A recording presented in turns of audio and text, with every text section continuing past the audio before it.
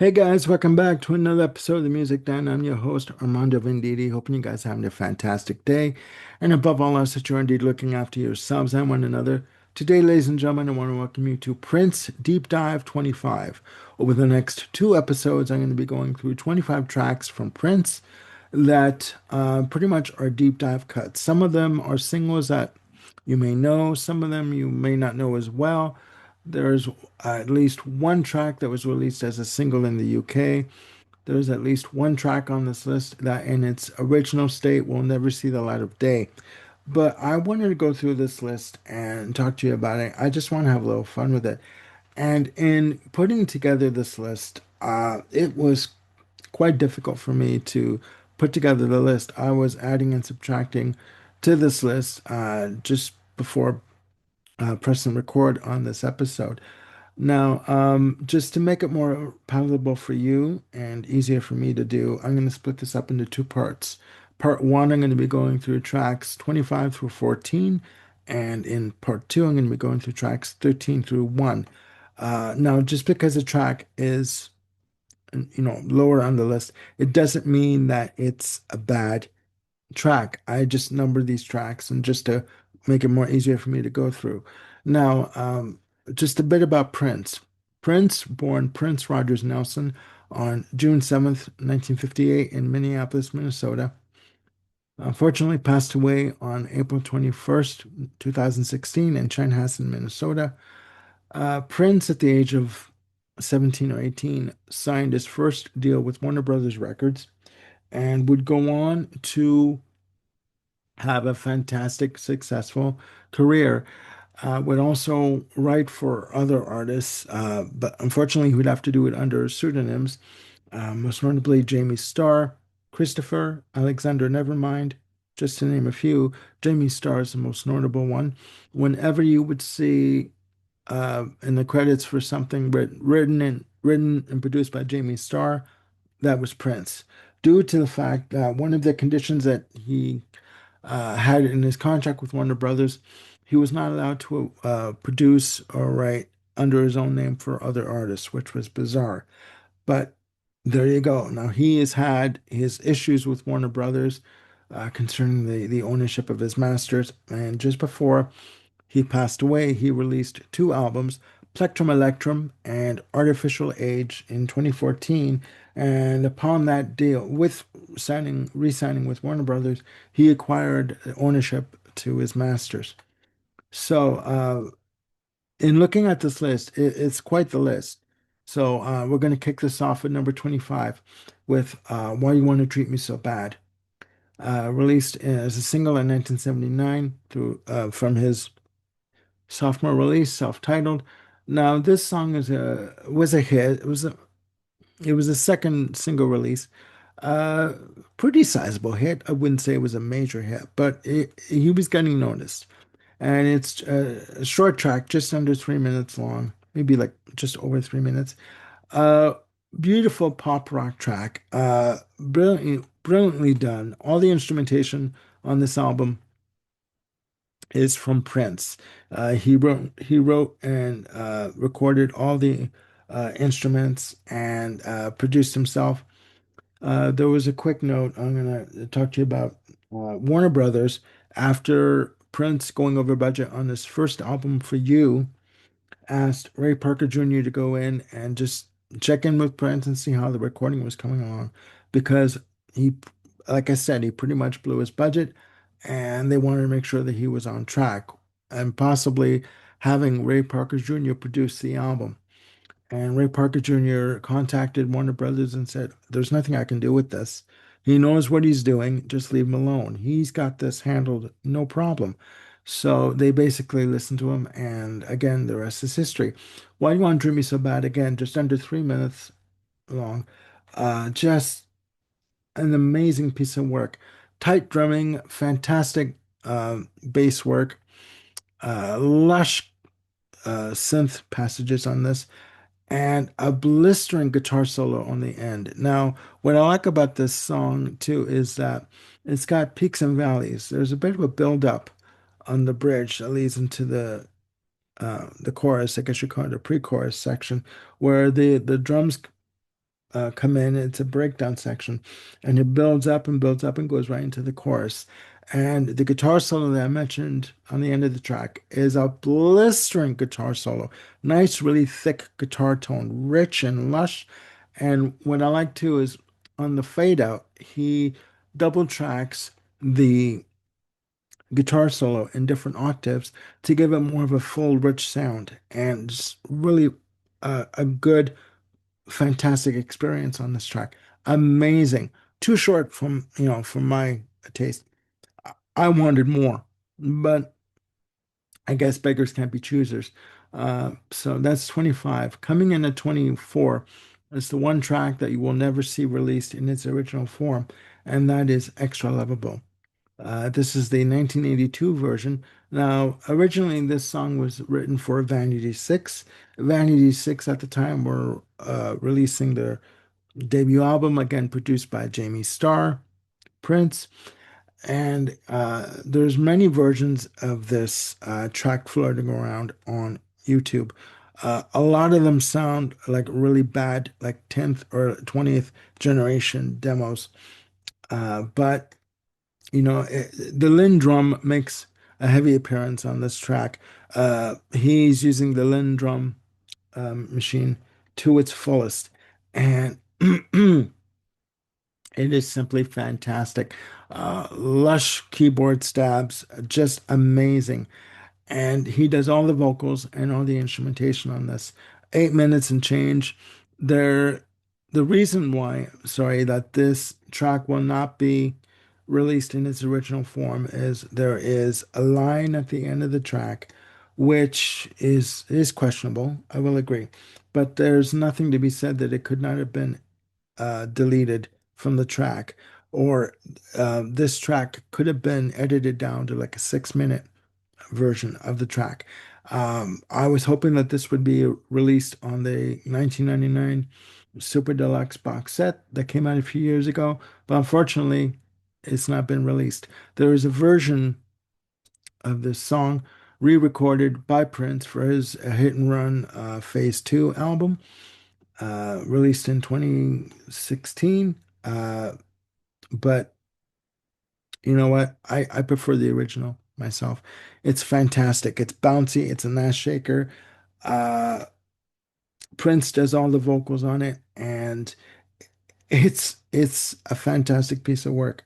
Coming in at 23, I have Soft and Wet. Soft and Wet, released in April of 1978, is Prince's first single from his album For You, co-written by Chris Moon, who, the story goes, opened his studio up to Prince and taught him some recording techniques and how to produce and how to work the boards in the studio. Keyboard driven track, just beautifully done. He sings in a falsetto. Prince does all the instrumentation and vocals on this track as he does for all the album of For You. 27 instruments were used for the recording of For You. Uh, a minor hit. I wouldn't say it was a sizable hit, just a minor hit, but it did get Prince noticed, especially in Minnesota on local radio. And yeah, it's a good song. It's short, just 3 minutes long, 3 minutes and 3 seconds. Prince has said had said in the past, that he never listened to For You after a certain point because to him it sounded too perfect, too polished. And he said that he painstakingly worked on the album, which to him was a mistake because I believe in 1986 he had said that he never listened to the album anymore. I could be wrong on the date, but there was a time when he just stopped listening to For You. But Soft and Wet was, you know, a, a mediocre hit, and it did get him on the boards and noticed. Coming in at 22 with When You Were Mine, released from Dirty Mind in 1980. Uh, this was released as a minor single from the album. Good song, really a rock new wave kind of a feel to it with the guitars and the keyboards that were used throughout the track. The story is that the band were on tour. I believe this was when they were on tour with Rick James. I'm not sure, but they had a day off and they were going to go to Disneyland, and they asked Princess to join them. And he said, "No, no, no, you guys go ahead. I'm writing a song." He was sitting on the balcony of his hotel room, and he wrote "When You Were Mine." Again, great guitars, fantastic keyboards that really do have a new wave feel to it.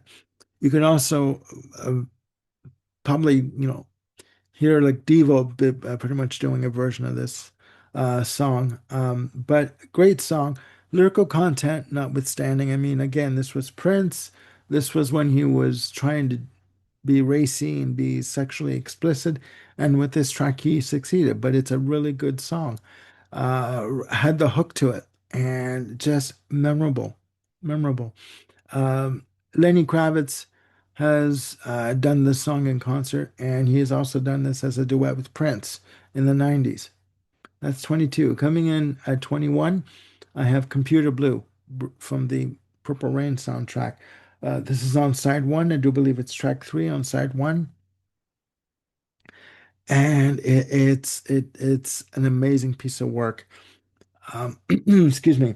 It starts off with guitar flourishes from Prince, and the drums come in, whether they be Lin one drum machine or not. I do not care. Heavy bass drum that comes in, and you hear a conversation between Wendy and Lisa.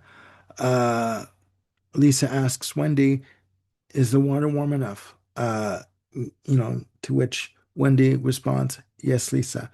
Then Lisa says, "Shall we begin?" Wendy says, "Yes, Lisa." And then the guitars come in again. Prince's vocal comes in on on a howl or a screech, and then the the track kicks in full throttle. Fantastic heavy guitar work from Prince. Beautifully done. And what I like about the middle section with the guitar solo is it incorporates a song from his father, John Nelson, called Father's Song, which is a little short piece, a repetitive melody line that comes in, but he recreates the melody line on keyboards and guitar, and he does so beautifully, and it's just amazing.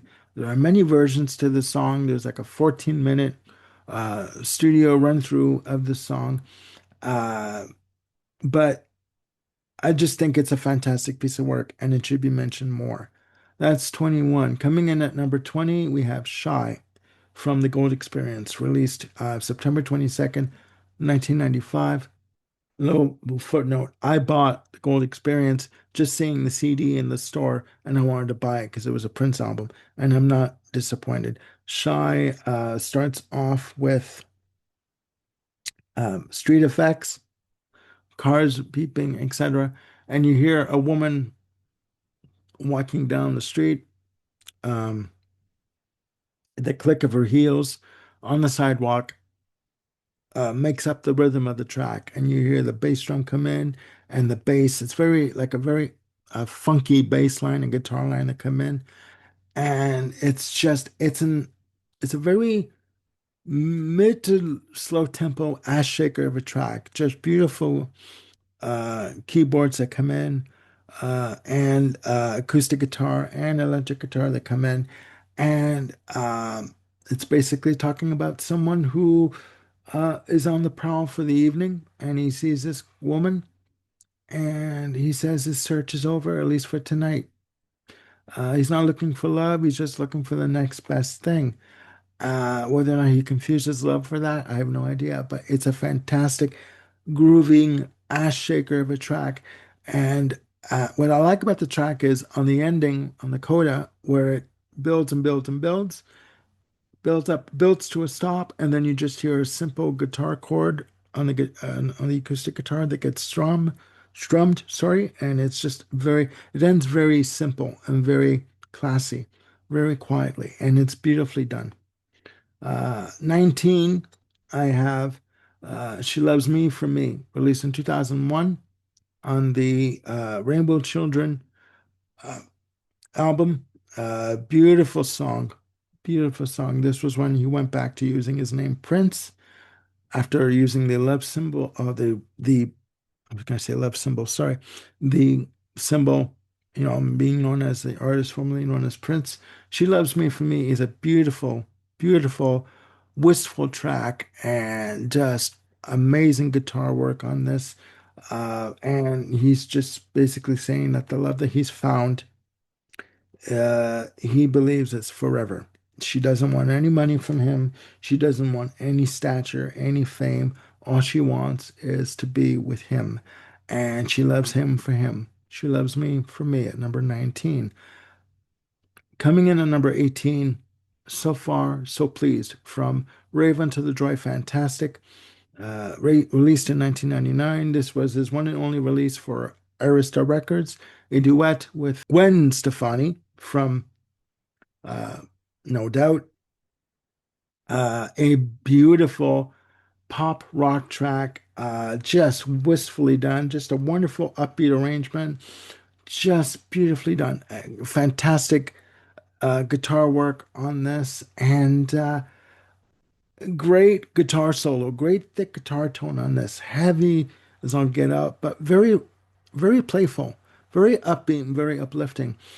Unfortunately, this was never released as a single. He wanted to release it as a single, but Gwen Stefani said no because she thought it would compete with her band releasing their album Rock Steady, and this was never released as a single.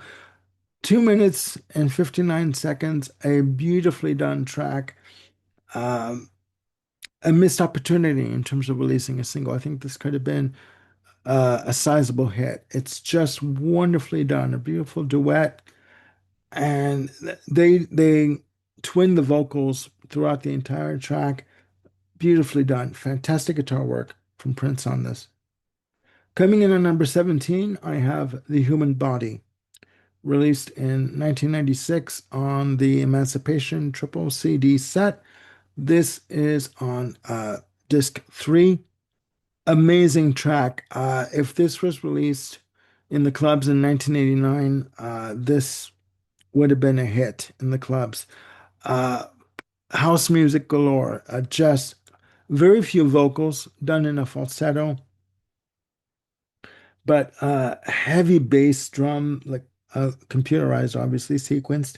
Heavy bass work, beautiful keyboard work that's done on this track.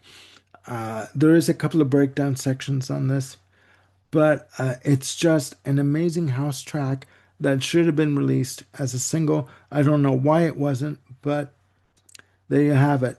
This is Prince going for the club market on this track, and it is an ass shaker of a track. I dare you to listen to this and not get up and move your ass a little bit because this track was slamming. It was amazing. Coming in at number 16, I have One of Us from Emancipation, a cover of the Joan Osborne track.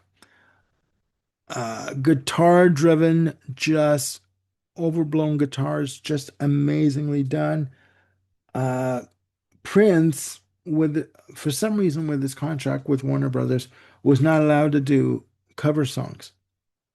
But with this album, Emancipation, he went whole hog on doing covers. There are 4 covers on this album. This is one of them. A heavy guitar laden track, and just beautifully done. I prefer it to the original myself, because he goes for broke. Heavy guitar soloing, uh, just heavy cymbal crashes on this track. Beautiful drums, and it's heavy as all get out. That's number 16. Coming in at number 15, we're going back in time now. We're going back to Lady Cab Driver from 1982 and 1999. 8 minutes. This is just funk rock galore. This is him basically telling the story of an individual who wants to go for a cab ride and doesn't have money to pay the fare. Just a funky drum pattern on this, heavy uh, guitar chords on this and soloing, and playful keyboards on this. Um, it starts off again with street noise and Prince catching a cab, and he does the lead vocal, twinning the lead vocal, doing it in different octaves, in a falsetto octave, uh, and a his own voice, his own low singing voice. Beautifully done. Apparently, this is Jimmy Jam's one of Jimmy Jam's favorite tracks of Prince's. That's number 15. And in terms of the song itself, please check it out. You'll know what I mean. Joe Jones adds vocal effects on this, on the midsection. That's all I'm going to say. Now, coming in at number 14 and finishing off part one of Prince Deep Dive 25, I have the track Love from 3121, released in 2006. This is Prince at his most funkiest. Starts off with scratch effects like when you put on a vinyl side of an album and you hear the scratches on the grooves, and it leads into the bass drum coming in. One, two, three, four, boom. And the bass drum basically is in the lead in terms of the arrangement of the track. Beautiful keyboard work on this, just very sort of light keyboard work, very simple, nothing too heavy with the keyboards, but funk orama. I do believe her name is Tamara. She does the co-lead vocal on this. Tamara would record an album with Prince called Milk and Honey that never saw the light of day. Prince at this point was heavily into finding ingenues that he could work with and record with, but he never did release this album called Milk and Honey with Tamara. She would go on to work with Tyler Perry in his plays, but this track is just beautifully done. And it's basically saying lyrically, I don't care what you think of me. Um, I've stopped caring what you think of me. Don't tell me that you love me when you really have nothing good to say about me to my face. But behind, I have that reverse. Behind my back, you talk about me like I'm, the devil incarnate, but to my face, you tell me that I'm the greatest. I don't trust you. Don't tell me that you love me when you really can't stand the sight of me. Just move on with your life. I'll move on with mine. And love of oneself, love and acceptance of oneself is really all that counts. Okay. But it's done beautifully. Okay. Different sections to this track. There's different breakdown sections on this.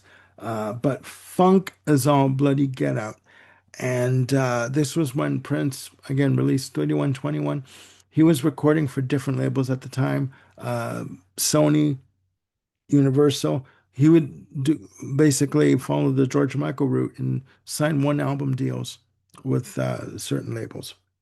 So that ends part one of Prince Deep Dive 25, numbers 25 through 14. Please put down in the comments below your opinion of these tracks, what you like, what you don't like. Did I miss anything? What songs would you pick that you would consider a deep dive for Prince that should be talked about? So, again, please let me know what you think and click like and subscribe and hit the notification bell to keep yourselves on top of any new content I've got coming up. I've got Prince Deep Dive 25, part two, where I look at tracks 13 through 1, and it's going to be fun. Okay, so again, please look after yourselves and one another, and I'll see you again on the music den. Bye for now.